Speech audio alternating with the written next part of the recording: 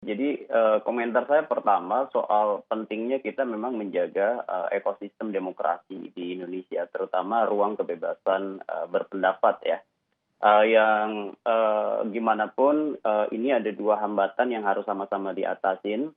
Pertama adalah hambatan langsung sifatnya struktural, contoh misalnya penegakan hukum oleh aparat yang tidak adil begitu, sehingga kemudian menurut saya memang harus ada, political will untuk memastikan bahwa penegakan hukum oleh aparat itu bisa adil pada semua kelompok.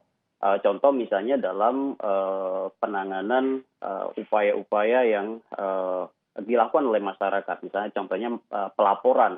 Ada satu pihak misalnya diperlambat, ada satu pihak misalnya dipercepat. Nah ini yang kemudian tidak boleh muncul kesan seperti ini, apalagi memang betul-betul dilakukan.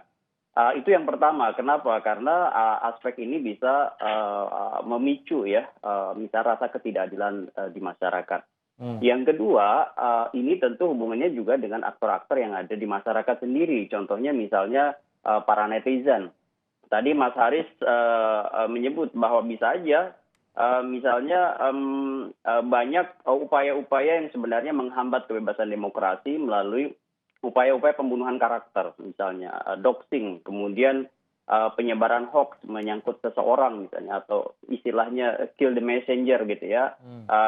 Kalau dulu mungkin fisik, sekarang bisa aja melalui karakter yang dibunuh di media sosial melalui macam-macam cara, termasuk cyberbullying. Nah, ini tentu mengganggu demokrasi.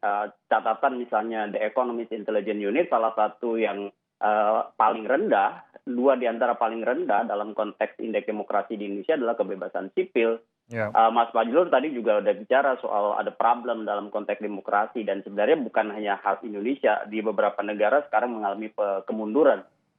Tetapi untuk diskusi kita pagi ini, saya melihat memang ada hal yang harus kita refleksikan dalam beberapa tahun terakhir, fenomena retrogresi politik atau retrogresi demokrasi. Kemunduran kualitas, penurunan kualitas demokrasi. Contohnya misalnya daya tahan orang untuk berada dalam situasi berbeda pandangan atau berbeda pilihan.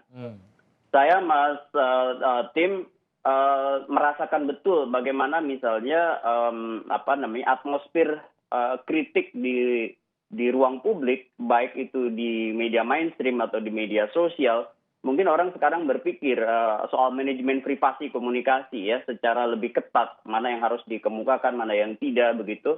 Dan ini Mas Tim, menurut saya yang harus kemudian tetap dijaga keajegannya. Selama misalnya kritik itu basisnya adalah nalar rasional dan data, itu orang harus siap untuk menerima kritik, termasuk pemerintah menurut saya. Misalnya ketika ada tokoh-tokoh intelektual publik misalnya melakukan kritik terhadap pemerintah, itu memang harus siap. Karena apa? Itu bagian konsekuensi dari berada dalam jabatan politis, termasuk juga kinerja pemerintah yang harus dikontrol oleh masyarakat begitu. Termasuk menurut saya Mas Tim, yang paling penting lagi, diskusi hari ini adalah orang-orang yang berada di second layer atau inner circle gitu ya. Contoh misalnya fans dari tokoh, siapapun dia, tokoh partai atau mungkin tokoh berada di pemerintahan, seperti misalnya dulu dalam kontestasi elektoral misalnya berafiliasi ke Pak Jokowi atau ke siapapun. Saya tidak bicara person, tetapi intinya bahwa orang-orang yang kemudian juga punya hubungan emosional, afiliasi, itu juga harus siap menurut saya untuk kemudian berdialektika. Kata kuncinya adalah berdialektika, bukan kemudian justru ketidaksukaan itu diekspresikan misalnya dengan cepat melaporkan tanpa kemudian proses berdialektika dengan basis argumen yang lebih memadai gitu, sehingga ruang publik kita itu menurut saya harusnya menjadi jauh lebih demokratis dan punya kemudian ruang untuk memperdebatkan banyak hal, bukan kemudian tiba-tiba langsung dilaporkan. Bayangin aja kalau misalnya intelektual kampus dari sebuah PTN begitu ya, kemudian mengkritik, kemudian dilaporkan ke KSN, betapa banyak intelektual yang bisa dilaporkan ke KSN begitu maksud saya. Pak Mahfud menggambarkan tadi bahwa pemerintah tidak akan memproses seseorang yang mengkritik, tapi mungkin yang Anda gambarkan di sini adalah tapi pendukung pemerintah yang justru berada di luar pemerintahan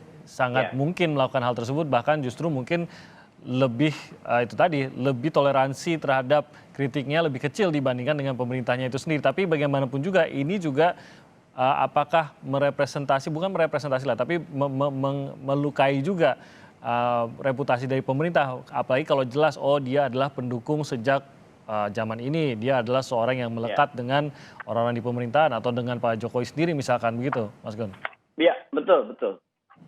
Dan ini menurut saya memang harus menjadi catatan serius Max Fadlur misalnya dan kawan-kawan juga bahwa fenomena misalnya doxing ya, seperti Mas Haris juga tadi sampaikan, itu memang real terjadi begitu ya.